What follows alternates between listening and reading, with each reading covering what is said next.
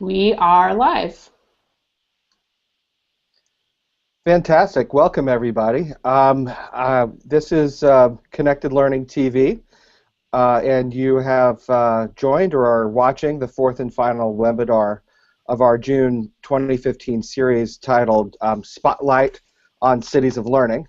If you're watching this, please take a moment to share it with your networks, to tweet it out, to email it to colleagues. We'll give you just a few seconds to do that. My name is Michael Robbins. I'm the founder of Span Learning, and I'm joined here today by my colleagues Jeralyn and Peter Guttmacher. Jeralyn is with Collaborative Communications, and Peter Guttmacher is with the DC Trust, and we're here to talk about our experiences working with launching a Cities of Learning initiative in Washington, D.C. Each week throughout this series on Connected Learning TV, we've been exploring what's been happening with Cities of Learning in different cities across the country. The current locations for Cities of Learning are Chicago, Dallas, Pittsburgh, and Washington, D.C. Jeralyn, I think we have you up there. Are you muted? I don't believe so. Can you hear me? Yep, I can. Go ahead. I think Great. what happens is, yep. All right, good. So we Cities of Learning is a national effort that launched in Chicago a couple years ago as the Chicago Summer of Learning. And in each of these cities, we are building ecosystems for anytime, anywhere learning, ecosystems that bring together partners from schools, from community-based organizations, arts and cultural institutions, youth development programs, after-school programs, really in a way that we can put young people at the center of a world of learning that spans across different environments, that acknowledges the reality of anytime, anywhere learning for our young people in the digital age, and recognizes the fact that school is just one place where they learn. They also learn at home, they learn in the community, and they learn in online environments.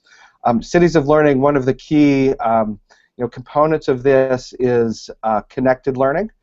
So we are here on Connected Learning TV to talk about that. Our shorthand for how we talk about connected learning in Washington, D.C. is that these are learning experiences that better connect young people to their passions, to their peers, to their communities, and to potential careers. So we are excited to be here. Another key component of Cities of Learning is the use of digital badges. And digital badges are a way to recognize learning no matter where it happens or when it happens in a learner's life. And so this is a mechanism that all of our ecosystem partners are working together with to take the learning opportunities they offer and work with them to create digital badges that go along with those learning opportunities that then allow young people to hopscotch across multiple environments. Before we dive further into our chat, let's go over a couple quick details. For those of you watching live right now, we welcome your comments and questions, either via the Twitter hashtags hashtag #CitiesLearn and hashtag Connected Learning, or you can use the Q&A feature that you should see in the video player for the Google Hangout. We'll do our best to address your questions as they come up, and we have with us a team of facilitators as well that are helping monitor and guide our process. I'd also like to give Jeralyn and Peter a chance to introduce themselves and tell a little bit more about themselves, and then I'll do the same for myself. Peter, would you like to start? Sure, I'd be happy to. Hi, my name is Peter Guttmacher. I'm the Director of Programming and Curricular Development at the DC Trust here in DC. We're an organization that is sort of the DC central intermediary and supporter and developer of out-of-school time programming in the district. We also work with a lot of local agencies to make initiatives happen in the district. So we're sort of the hub for things in out-of-school time.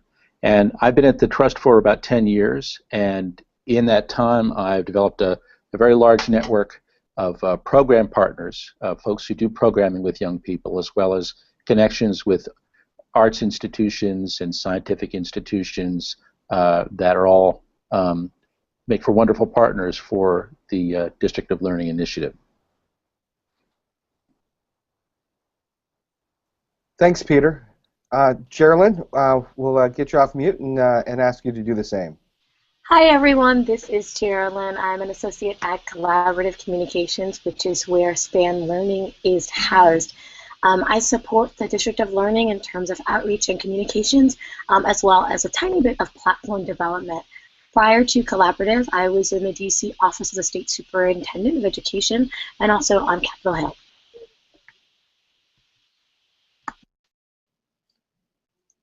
Fantastic, thanks.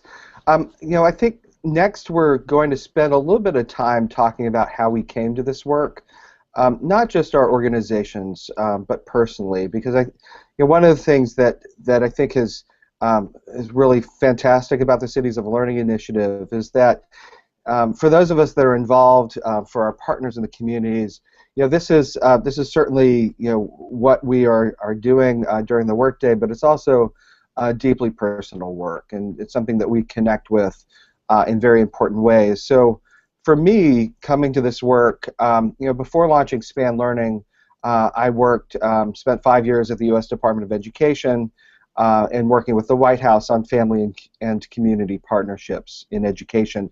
And one of the things that we saw across the country, and working with cities, working with mayors' offices, with superintendents, is this profound disconnect that happens in communities between what young people are experiencing in school and what they're experiencing in communities, and also the profound disconnect among programs in communities that sometimes don't even know who their colleagues are that are working on these same issues. And so when the Chicago Summer of Learning started, I got to see what was happening there, and it really struck me that this was a solution to that problem.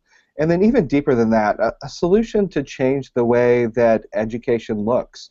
As a dad of a 9-year-old who goes to a very fantastic public school, with rigorous curriculum and with assessments that help customize instruction and great teachers, regardless of all the wonderful things that are happening in school, the simple fact is that learning for him looks too much like learning did for my parents or learning for my grandparents, where kids go to school and they sit at a desk, and as long as they get passing grades, they earn credit for doing that. And I think given the realities of the digital age, I as a father am always looking for what's the better alternative. And for me, Cities of Learning is a way to take what's happening in the education reform movement, and a lot of progress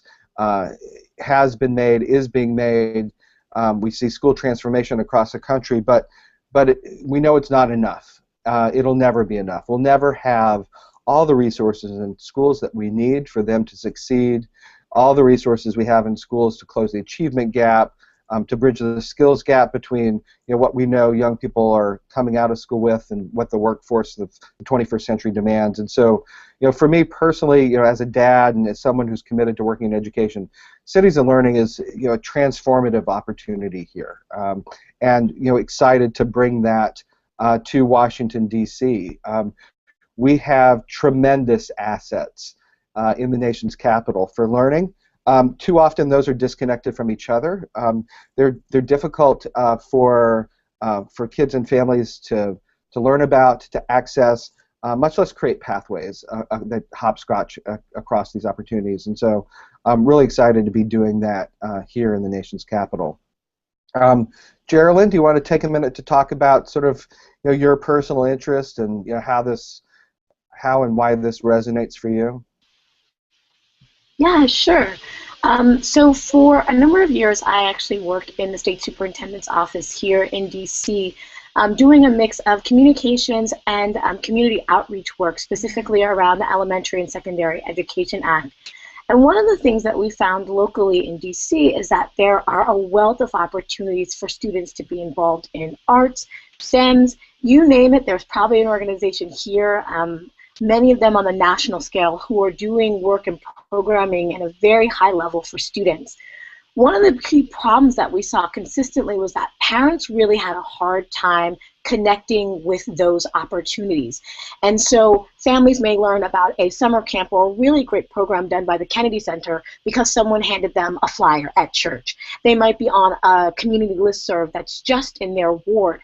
And so that part was really kind of frustrating because there's so much that's here in DC, and the problem is not the dearth of opportunities, but really creating a network and a platform that parents, students, families can connect with in a real and meaningful way that allows them to see throughout the course of an educational career that a student may have opportunities that may be 3 or 5 years down the line. And so I was really excited about this project, really from a family engagement standpoint, and providing a real value not only to the education community, but those who are just education and student advocates, and connecting them to learning opportunities that were real and very high quality here in the city. So it's one of the reasons why we're kind of empowered and passionate about this work, but a real value added here in a city like DC that has local roots but also national clout. Awesome, Jeralyn. Thanks. Peter, what about you? I mean, well, for me, you've been deeply engaged with this work, and we've gotten to work together on this. I know you're super passionate about it. What are the things that really resonate for you? Well, I think for me it goes back to my own experience as a young person, and I didn't really shine in the classroom that much, but there were a lot of things that I did outside the classroom that had a great deal of meaning for me, and that really has gone to making me who I am. And I really connect with the idea of young people being really intentional partners in their own learning, in their development, in their self-advocacy. I used to teach at a school in Los Angeles that was for gifted young people who also had a large variety of nonverbal learning differences, and a big focus that we had was really making them partners metacognitively and just in general in how they learned and how they achieved. So I mean, that's tremendously exciting to me. And having worked in DC for 10 years now, after leaving Los Angeles, I know that it's a city that's very rich in resources, but it's also a very siloed city. And so the idea of being able to use an entire learning landscape, both in school and out of school, for young people and their families to navigate, to take advantage of opportunities to create pathways where they want to go, is very exciting, and I'm lucky enough to have made enough colleagues here in my work that there are lots of different branches that can be part of the system that we're building. Great, thanks, Peter. To add to what you said about really putting young people at the center, the work that we're doing, one of our central goals is for young people to understand and own their own learning paths. Digital badges are a key piece of that for cities of learning. We have all of these data systems that exist in education, that exist in youth development and social services, and they're all really about young people and families. And this takes that a step forward and really looks at how can young people and families own their data as it exists to education. And so that's I think a real important component. Jeralyn, I'd like to turn to you now, and to get sort of an overview of what's been the process so far. If you could summarize for folks sort of what the three of us and our extended teams at the Trust and Collaborative Communications and our partners have been doing over the last that's really a year now to get things going. Yeah, so what Michael's not stating is that Michael, Peter, and I have been a trifecta for the last year, really crisscrossing the city to build a learning ecosystem here locally. We started last fall with 8 pilot partners of prominent organizations that we knew were doing high-quality programming. Folks like the Latin America Youth Center, which does awesome programming for teens around health and youth advocacy. Organizations like Martha's Table that also have strong media and youth advocacy programs as well. And so we reached out to them and had really a level of enthusiasm that we were very excited about from the organizations, and took them from start to finish, not only from designing their badge programmatically, and Peter has been a really great help there in terms of helping people to think critically about what's the criteria, what's the evidence they want to include in their badges, but also connecting them with our design staff so they can actually visually design their badges, tag standards, and really think critically about the 21st century and Common Core state standards that are intrinsic to their programming, and then also helping them get set up on the platform that we are using that's now online. Since then, we've continued to build that ecosystem, and we're working with about 40 different partners who are either going to be badging this summer or this fall. And we've complemented a lot of that ecosystem building with some discussions that have been focused on things like family and student engagement, on youth outreach, and we've leveraged a number of different networks like the DC Arts and Humanities Education Council, as well as this existing networks around STEM, as well as the environment, to really reach and engage partners here locally. This spring, we've also done a really good job of engaging the higher ed and college access community, knowing that for issues such as currency, they're critical to the conversation. And so this summer, we're very excited because the summer session starts this June, and many of our partners are going to be starting programming next week. And we're excited to work with citywide partners like our local libraries, like the Kennedy Center, and like Smithsonian, that's here locally, but obviously have a national clout, to really build our ecosystem and engage partners further. Great, thanks, Jeralyn. Peter, what would you add to what our experience has been and what our process has been with developing District of Learning, as we call it here? Well, I would just want to cite something from yesterday. So yesterday, we had folks all together. We had a great visit from the folks at MacArthur coming in, and we had one program called the Queen Bees from Living Classrooms, where young women create videos that deal with issues that they care very deeply about, sort of music videos that they care about. And then we have a partner in Art Lab Plus out of the Hirshhorn Museum at the Smithsonian. And I think that what we're doing here also creates intense community, so that these folks were able to come together and work out something so that in August, the Queen Bees will be going to Art Lab, and the teens that get badging and certification for technical skills there will be teaching the Queen Bees girls a course in audio engineering and video engineering, which is exactly what they want. So I think that the potential for this in connecting people, as well as for getting people to really be intentional about what they're doing, is incredible. And I know that we've all been impressed by how receptive and how enthusiastic the people we talk to, whether they're in workforce development or in college readiness or the arts or in STEM, have been to this idea of young people really owning their learning experiences. Thanks, Peter. Just to add there to Peter and Jeralyn's comments, we've really taken a community organizing approach to launching this. We have not, it's not been big announcements. It's not been press releases. Although we are to that stage now. It was really a lot of one-on-one conversations. Small meetings, working with existing networks, and this was something I think that was reinforced with our conversations with folks in Pittsburgh and their experience in building their Kids Plus Creativity Network and what is now their Hive network. Is that this is there's a lot of personal legwork that goes into this, and so we're starting to see sort of how that work is playing out. I think too, a couple things that characterize the conversations that we were having with our potential partners, potential stakeholders. Number one, was again, this idea of digital badges. A lot of folks may have heard about digital badging, but didn't really understand what it was, and so to be able to sit with them and to explain this, for most people, it just immediately resonated. And what we heard, sort of 5 minutes into conversations is, yes, this makes sense. How can we get involved? But along the way too, we've had people ask some really important questions. Some thoughtful questions. We all of us that are involved in the Cities of Learning work are very quick to admit that we don't have all the answers. There are still deep challenges that we're grappling with.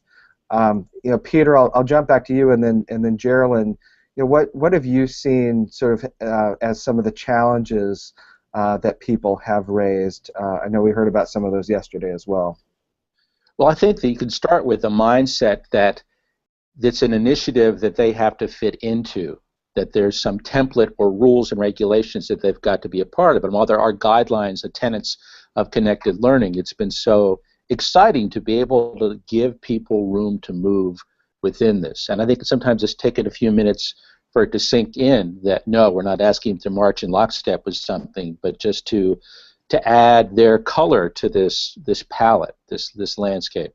I think some of the challenges that have come up is around funding. DC is a city where people are often funded for their work with young folks on an average daily attendance basis, and so the idea of sending a young person off from your program to another program for a period of time to go on to a next experience after they've leveled up from a badge that you have issued to them is something that causes concern, and we need to work out as far as how that dance will go between programs. But there is also a great hunger especially in the CBO community here, to do that kind of work, to work together, to collaborate. Just want to make sure that no one's penalized for it in the funding that they receive. That's a challenge that jumps to my mind. Yeah, Jeralyn, what were some of the challenges that you'd like to sort of highlight here? Some of the questions. Yeah, one of the things that I know we often get a question about is quality and how we are ensuring all of our badges are high quality. And I think understanding the transparency of digital badges is something that we keep coming back to in terms of organizations really want to make sure that people see how high quality their badges are, and they want to make sure that the evidence that's embedded in it is really seen as something that's prominent, particularly if the organization is endorsed by a national umbrella organization, or they've had some type of celebrity or another big name who's attached to their organization. And so that's something that we've been very transparent about in terms of the nature of badges and how an employer or someone who might be in the higher ed community can see the information that's embedded there. But that is definitely a concern that we address. And in terms of thinking of the ways that people can compare apples to apples and create pathways is something that I think that we'll continually be working on. But the good thing is that we've seen where folks have been concentrated on quality. The first time that they've done a badge, maybe in the pilot project, they've said, okay, the next time we actually want to use our badge as a tool to introduce more rigor to our program. So it's a good challenge because it forces people to think critically about the quality of their own programming, but also helps them to think about where could my program or where could my students go on to next after they've mastered or aged out of my program. Yeah, Peter, something else to add there? Yes, I'm unmuted. Okay. There's always the concern, of course, of administrative lift, like how much of my staff time and how much of is this going to take for me and the people on my team to do the technical things to make this happen. And I think that people have been surprised at how light the administrative lift actually is. And to sort of piggyback on what Jeralyn was saying, it also helps a program become more intentional about codifying what they do with young people and the standards that are involved and what the supports are and what the evidence of what they do, so that when they go to write, let's say, a grant proposal for someone, they have information that's already packaged to be persuasive. So I think that's a silver lining to a problem. So, Jeralyn, back to you on this, and you and Peter have really been doing a ton of work on this badge development process. Can you talk about what that's been like? Sort of what assistance we've been able to provide to potential partners to lighten their load? Yeah. So Peter and I, in crisscrossing the city and speaking with partners, pretty much have a standardized process. We will sit down and have a one-on-one conversation with a partner that is interested in being a part of the District of Learning. And we actually have designed a tool here that is basically a badge design worksheet that really forces them and asks them some really critical questions to evaluate what they actually want to include in their badge. And so we definitely follow up with them and have a follow-up meeting. And then additionally, we connect them with our designer and give them some guidance on things to think about before they sit down to actually design their visual badge. So those are things like, does your organization have branding or a style guide that you have to conform with that your badge needs to fit in line with? We always provide feedback on that badge design worksheet, and so folks do really get the expertise of Peter as well as Michael and some really high-level professionals on what should go into their badge considering their staff and their capacity, etc. Then in addition to that, we also take them through the rostering process and help them think about what is the best way to get all of their students into the digital platform. So if they have thousands of students who are citywide in citywide programming, maybe the best solution for them is to issue a claim code. And if they have a small program that's 50 or less, whether it makes sense just to roster them in an Excel spreadsheet. In addition to that, we always provide technical assistance. So if there are any type of questions that come up or programs that they want to connect with, we definitely make sure that we do our best to be responsive in those areas. Great, Jeralyn. Peter, could you talk a little bit now? Part of the badge design process too has been really getting people to think about the currency of these badges. Is the phrase we use, and then pathways. Can you talk a little bit about what those mean and the work that we've been doing, both with individual partners and then across the city to help advance those two things? Sure. Well, whenever adults are designing something for young people, they have to be very careful that the ideas that they think are tremendously exciting are also exciting to the young people involved, because that's it's a frequent trap that we fall into. So currency. In other words, what's in it for me, for the young person? You can think that a badge is great, but a young person has to have a reason to earn it. And of course, that's different for different ages of young people. For a younger young person, elementary school, it might be recognition or unlocking a cool experience or field trip. But for an older young person, often currency is, where is this going to take me? Is this going to help me build steps to employment or to higher education? So a lot of the conversations that we've had with folks who have been designing badges have not only touched on what can you do internally within your organization that recognizes and rewards this achievement that young people when they've completed a project or learning experience, but what is the next step? What can they go on to, and how is this going to help them plot a path forward to a place that they might want to go? And so that really has been part of the conversation we've had with everyone. And I just want to say one more thing.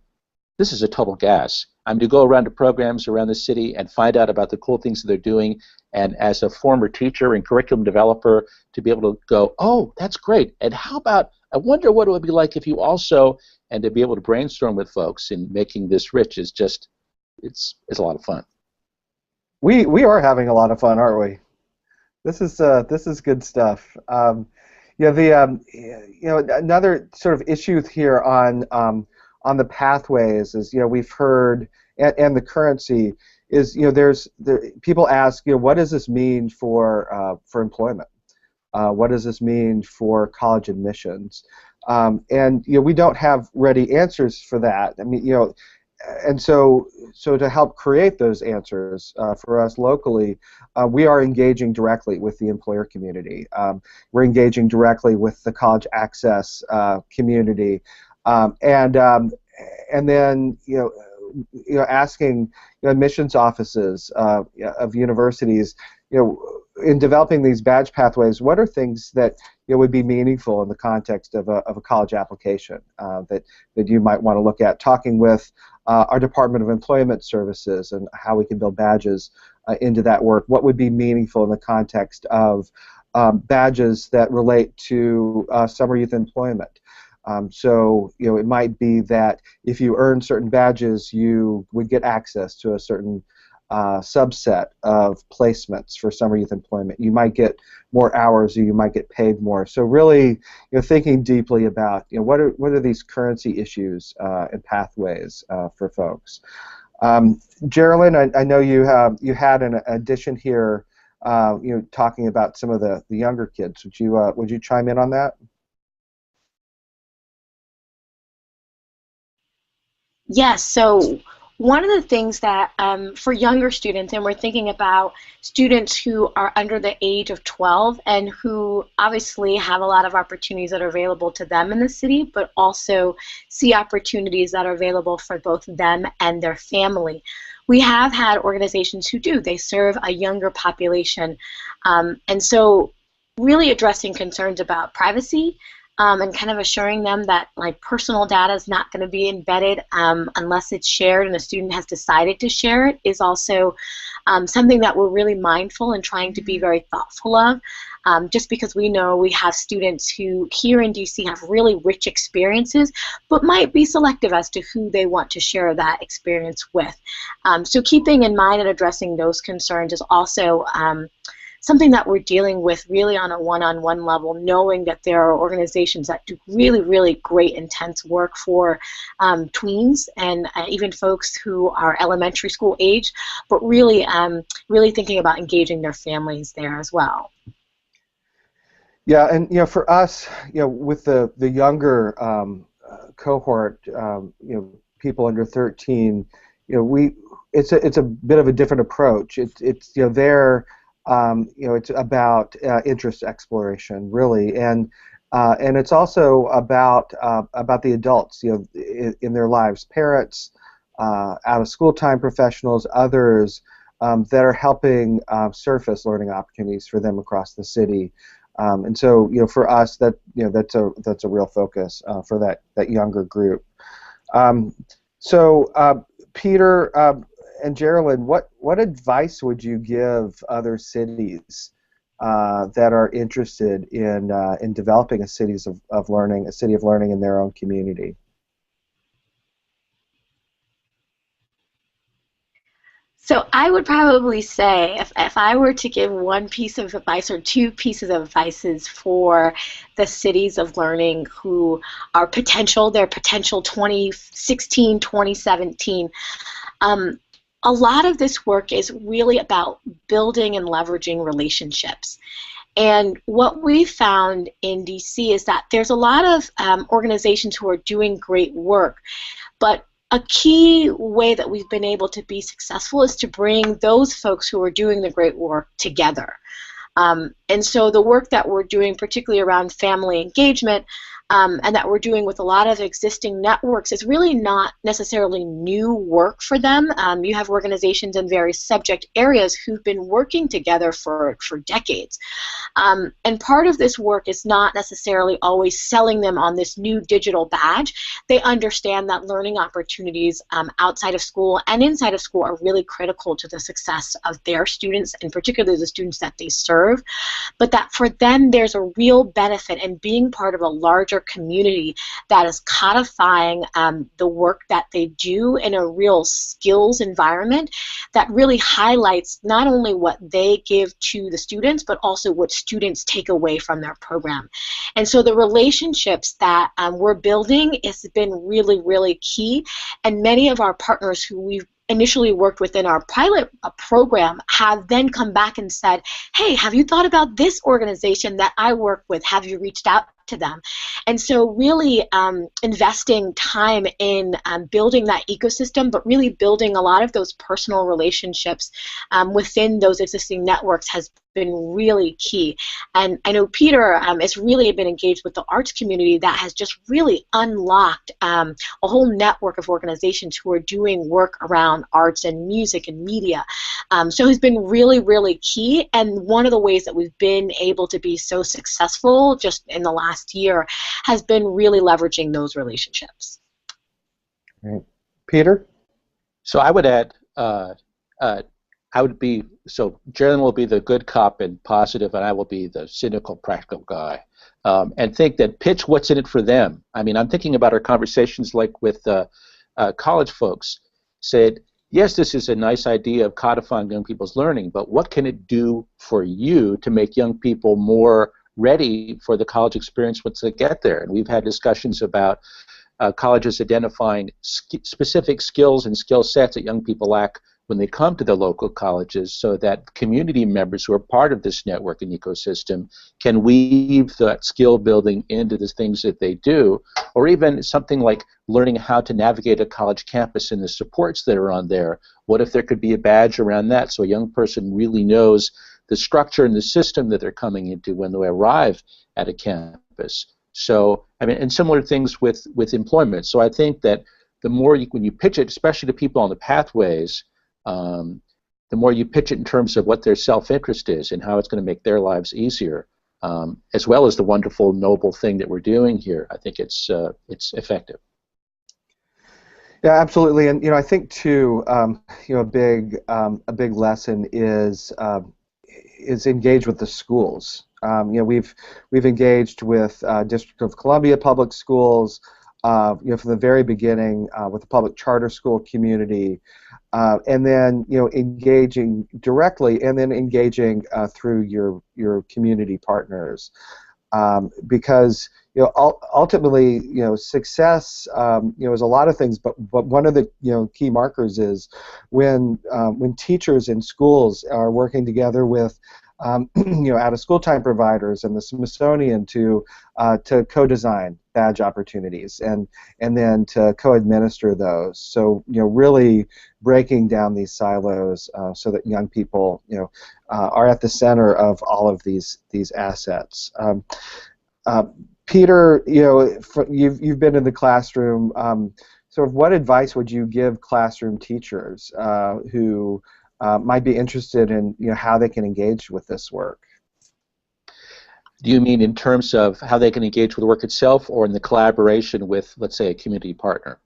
I think in general, and then what would be your answer to a teacher here in DC? How would they get involved in what we're doing? Well, I mean, at the base of it, that's about doing, right? So what are things? I mean, every teacher has a scope and sequence they have to teach to, but within those skills and concepts that they're communicating, young people learn by doing, and often you don't get the chance to have a time for a lot of that in a set, school schedule. So where you do have room for doing, those are perfect things to codify with a badge, where there is collaborative work between young people, where they have a product or a presentation, something that shows the evidence of their work. And then I just get very excited by the fact that these two sort of arenas that haven't always worked together super well, the out-of-school time and the school time folks, it's an opportunity for teachers to just extend the reach of what they're doing by engaging the community partner and co-designing something where after the school day ends, the young person's going to get a chance to live the concepts and skills that they're learning in a practical, hands-on way out in the field. So I would say, think of the things that you do that are most active and exploratory, and also think about the partners that are out in the community that maybe do programming out of school that is in some way connected to the topic that you teach, and begin a conversation. Jeralyn, anything to add there? I would also say, in terms of planning time, because I think we can be transparent in saying that, you know, there's blood, sweat, and tears that goes to it in terms of your personal investment.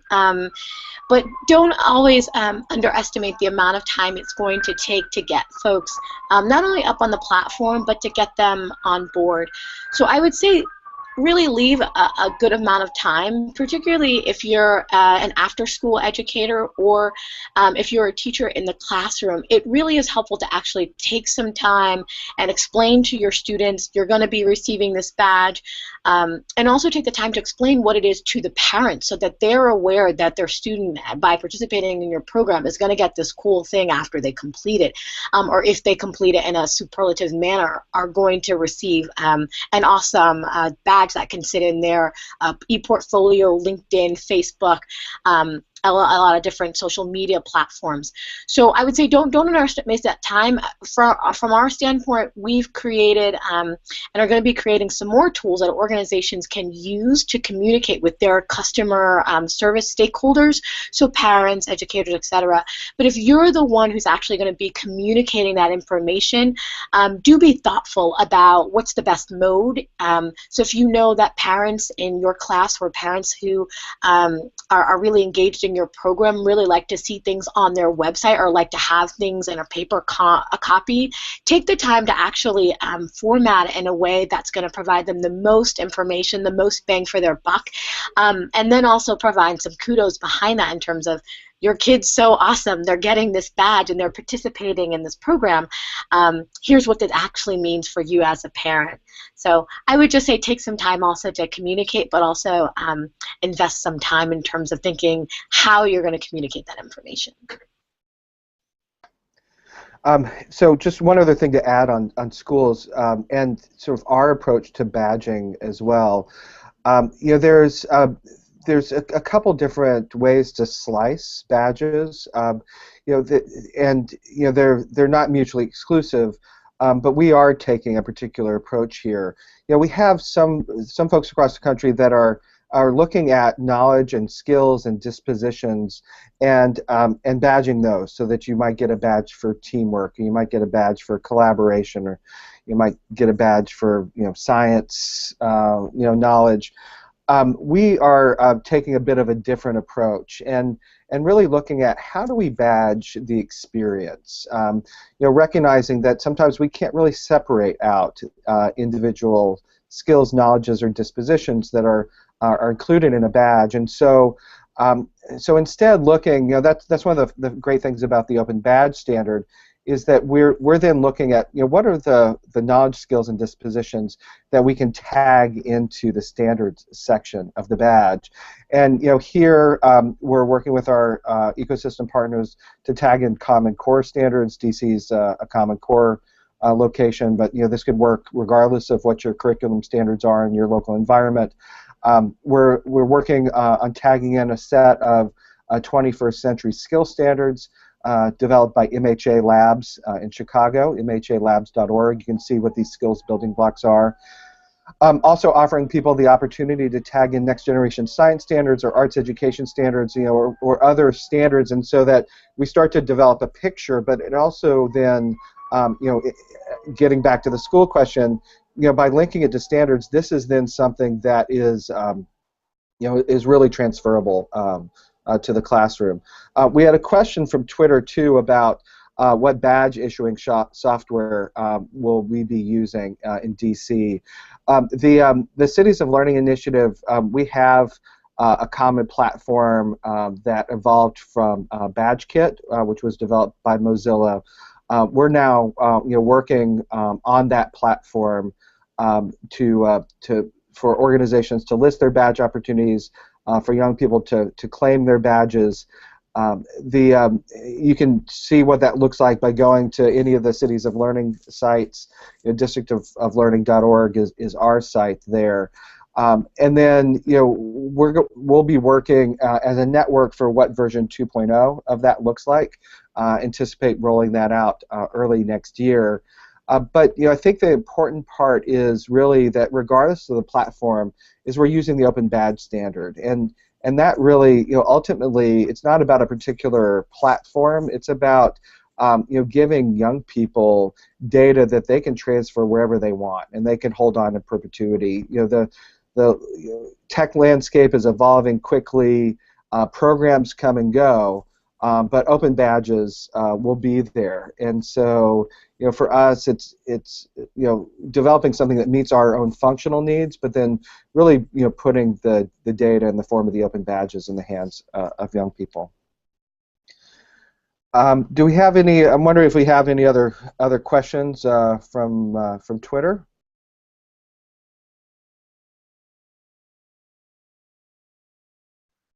Peter and Jeralyn, what else? What are we missing here? What are the unasked questions so far that so one of them is, if we have folks that may be watching this in Washington D.C. We have folks that will watch it online. If people want to get involved in District of Learning, how do they get involved? What's the next step? Jeralyn?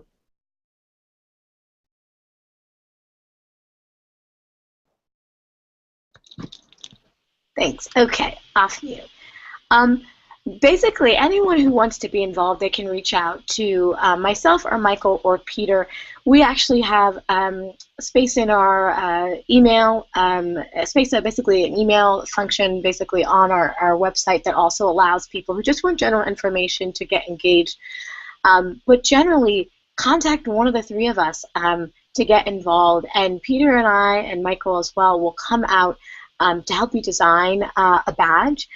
To think critically about what it is exactly that you want to badge, and even if it's not right this second, whether it's down the line, whether it's next year, because you have an awesome programming that starts in 2016 before the end of the school year or for the summer, we'll come and help you get set up. Particularly for organizations who they know they have a big initiative that's coming up in the 2015-2016 school year, and they're not necessarily ready to badge yet, but want to be kept in the loop about the movements because they could foresee themselves badging in the future, or they really just want to be a thought leader in this community, meaning they have a special area of expertise, maybe they have leverage points or a network that really would be good for us to connect with. Just connect with three of us, and we'll be able to really, really bring you into the fold of our ecosystem. And I would just add, am I on? I think I am. So 2 things for if you're a program considering badging something. 2 plastics. No, just kidding. So the 2 tips would be keep it simple. Start small. Don't think, in this city often we feel a need to do things on a systemic level, and this is something that is best grown organically. See how it goes, see how the kids take to it, see how it works within the overall mojo of your organization. And the second thing would be to work with something that you already do. You don't have to reinvent something or create something just for this. Think about what your kids are the most excited about that you do, that you really feel imparts skills and ideas in an active way, and then start with that. Could be something very short, a couple of weeks, could be something that takes place over a series of months that has different steps on the way to accomplishing what you want to accomplish. But start with what you do. Great, Peter. Thanks. I also wanted to just share the Twitter handle for District of Learning, which is DC_learning. We have Twitter handles as well, and we'll have those posted, in the archived version of this, in the notes. Any other last thoughts, Jeralyn, Peter, before we wrap up? I would say one thing I would probably add as a note to the process is that the organizations who've involved the students in the design of their badges have oftentimes had really strong outcomes. So folks like the Latin American Youth Center here in DC actually had their badge designed by their students. So don't be also afraid to involve students in the visual design of your badge and thinking about what would be exciting and what would be great to include in your program if possible. For students, right, there's a part of this that is them owning their own learning. And if it's something that you can allow in your program or have some breadth, to give them some autonomy or say so in terms of the visual badge and also the programmatic badge, I would say go for it. I mean, the learning experience can be so much richer when students have a voice in it. Obviously, connected learning is about interest-driven learning from students' perspective. So definitely the organizations who've incorporated youth in this process of design have been really satisfied with the process. And so I would say don't be scared to open up that door in terms of students being involved in the design of your badge. And I would also say very quickly, get your camera and your video camera, because one of the coolest things about the badge learning experience is the ability to link in what their work actually looked like, what photos of it, a video of a presentation or a project.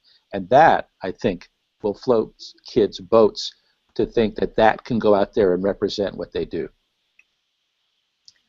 Thanks. And then, just to wrap things up here, really, Cities of Learning is about getting everybody involved in learning and helping our young people create 24/7 lifestyles of learning.